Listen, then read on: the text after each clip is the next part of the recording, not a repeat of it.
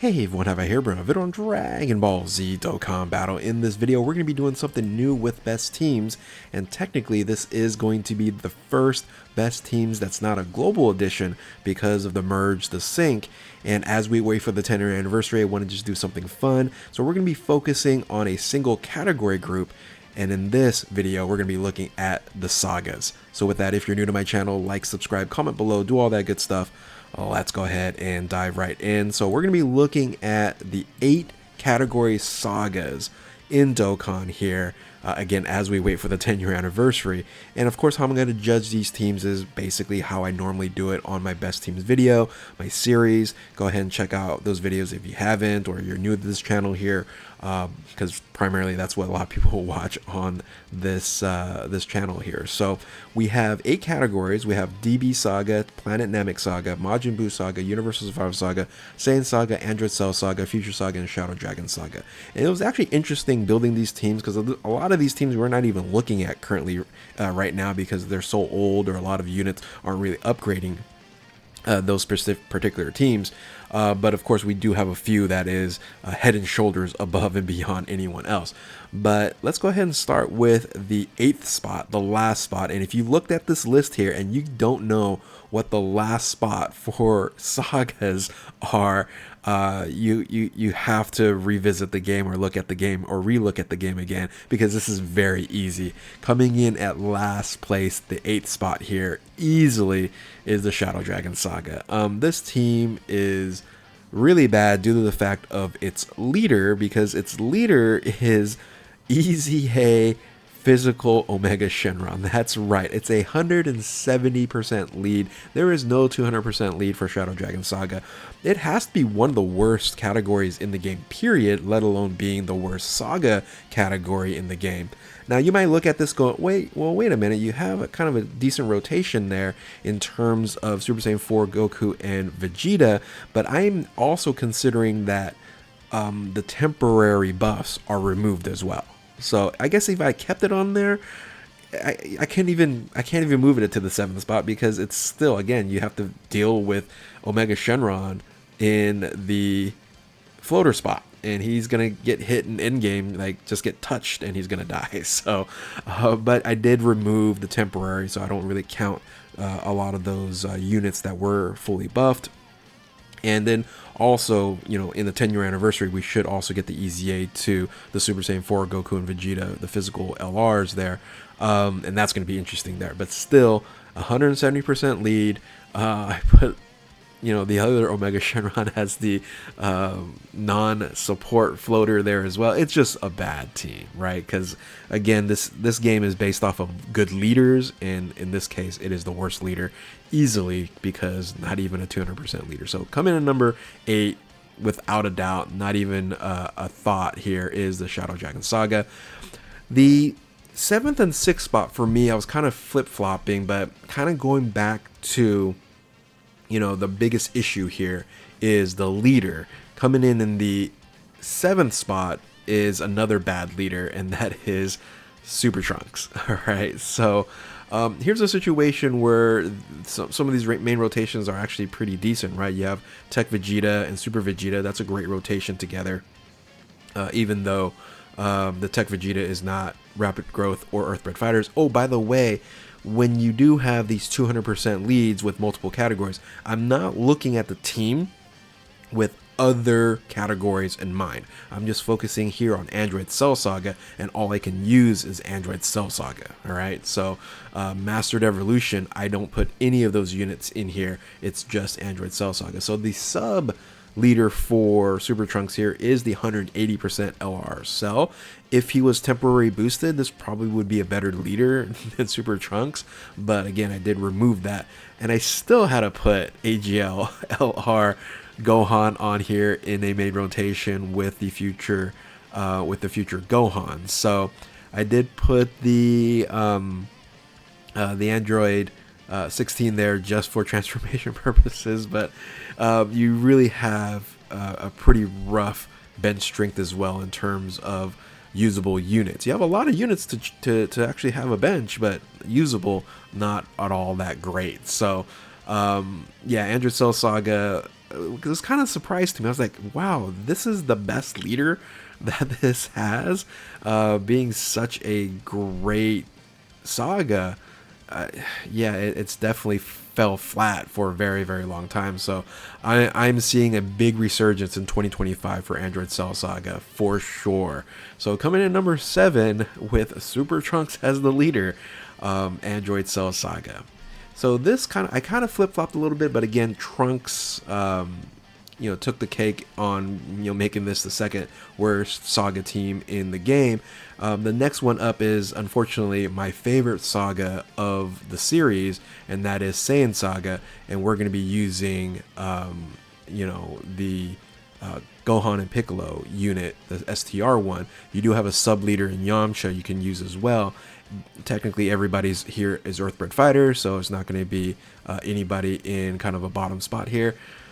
It's not as strong of a main rotation. Now, Piccolo and Gohan is better than Super Trunks, right?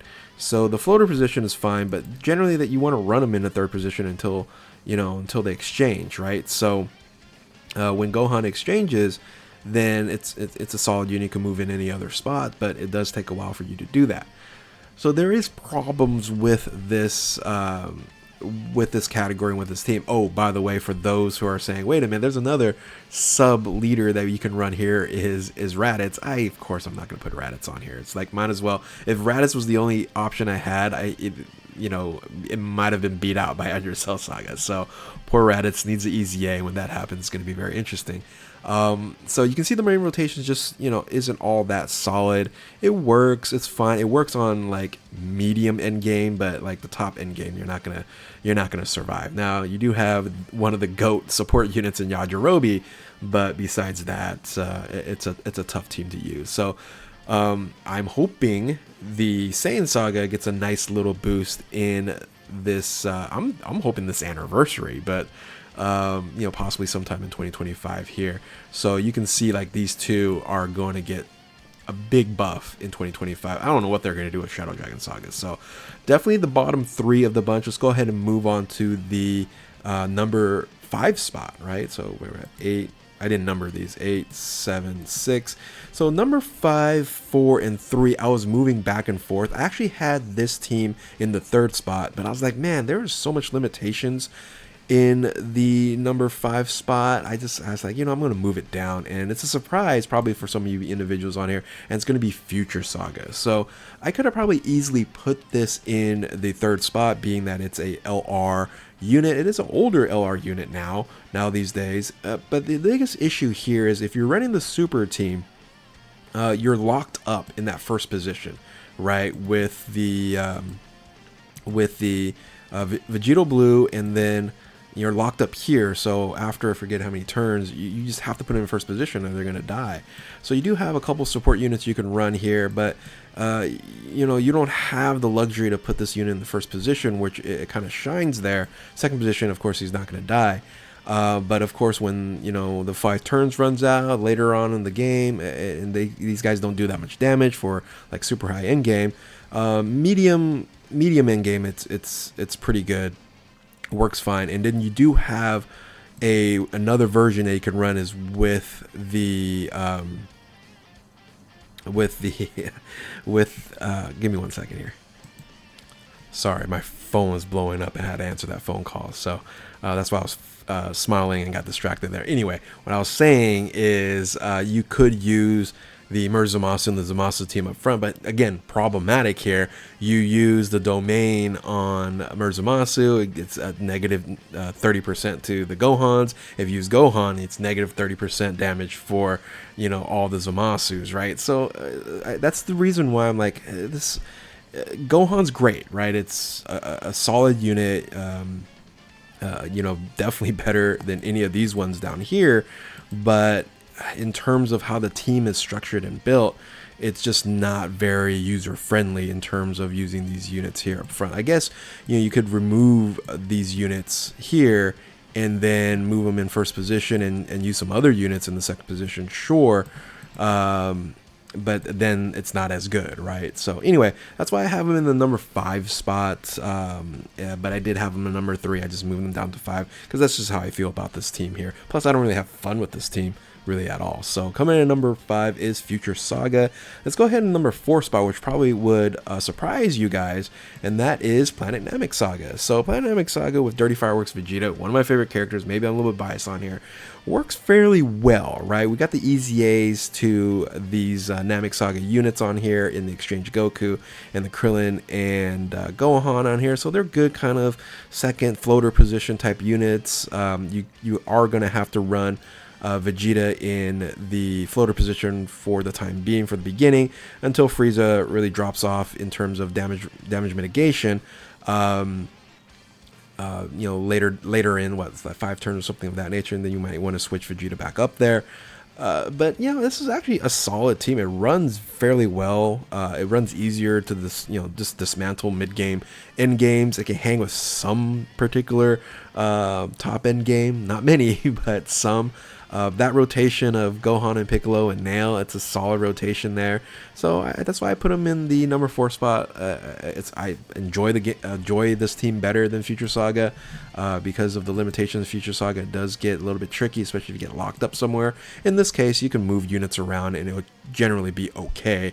You do want Nail to be with the Piccolo though, for sure. So anyway, that's why I have Dirty Fireworks Planet Namek Saga in the number 4 spot. Let's go ahead and move to probably my biggest surprise while doing this, and that is going to be the 3rd spot.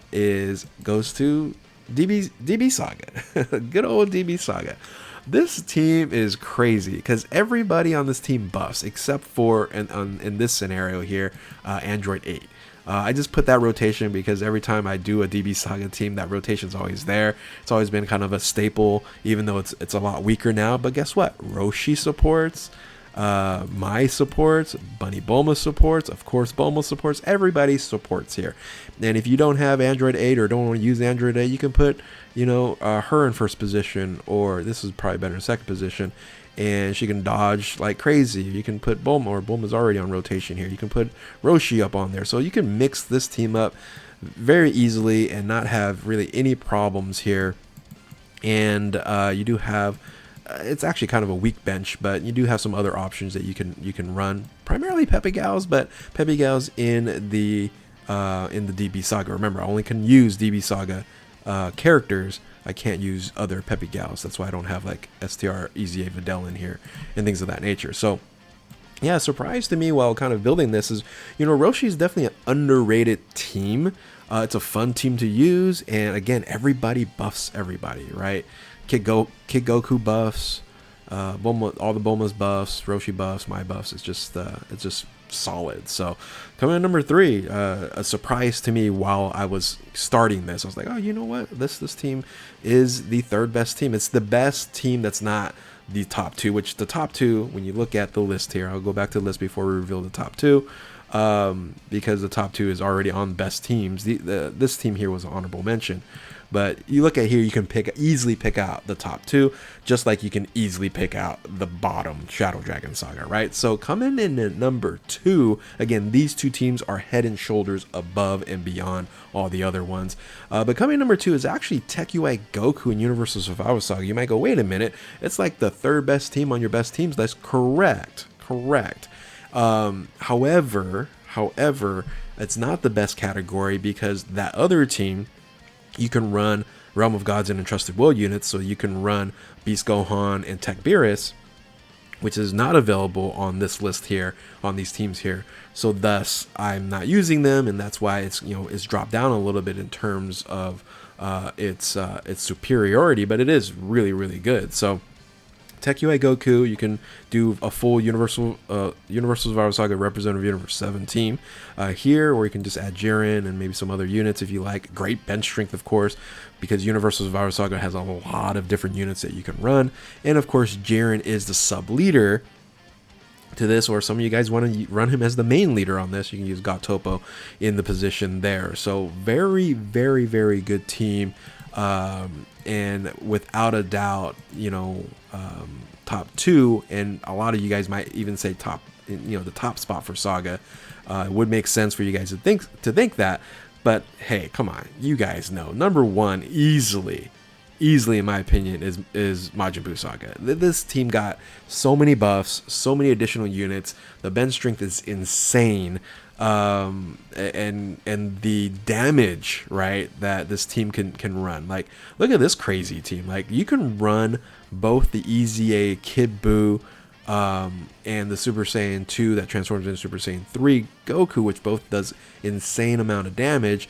Have it linked up with their, one of their best links partners. I can have Buuhan support Kid Buu, and then I have Gotenks as a floater, right? That's wild in and of itself, right? So, and then you can have, of course, Gotenks in main rotation as along with that. So, very diverse, very powerful here. And oh, by the way, you do also have another secondary leader in Super Saiyan 3 Angel Goku. Oh yeah, oh by the way, kind of scenario. So, you can run this crazy team here. Of course, you do want to run Goku here in the first spot because he's tanks extremely well. You do have a limited time frame, but guess what? The crazy amount of damage that you're going to do with Super Saiyan 2/3 Goku and the Gotenks, you're just going to breeze through endgame. And then the only way you can run this Kamehameha, you can't run a main rotation because these guys, well, actually these are all super class units on there, so you're fine.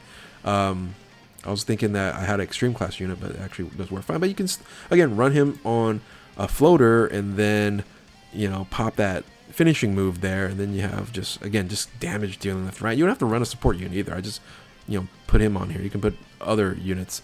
And yeah, for sure, in my humble opinion here, Majin Buu Saga, a solid number one in terms of sagas on this list here. So here's the summary of the best teams in Dokkan Sagas, and this is recorded prior to the 10-year anniversary in January here.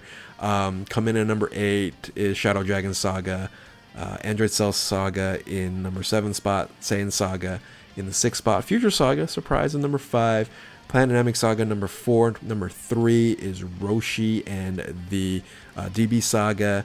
Then you also have Universal Survivor Saga as number 2 and Majin Buu Saga coming in at number 1. So let me know in the comment section below what you guys think about this list. Do you want me to do kind of other types of categories? I was going to do like the best mono teams, stuff like that. Let me know in the comment section below. Just trying to have fun, again, as we wait for the 10-year anniversary, because after that happens, it's all going to be about that. So with that, if you are new to my channel, like, subscribe, comment below, do all that good stuff. Thank you all for watching. Keep on Dokkaning, and we will catch you next time. Later.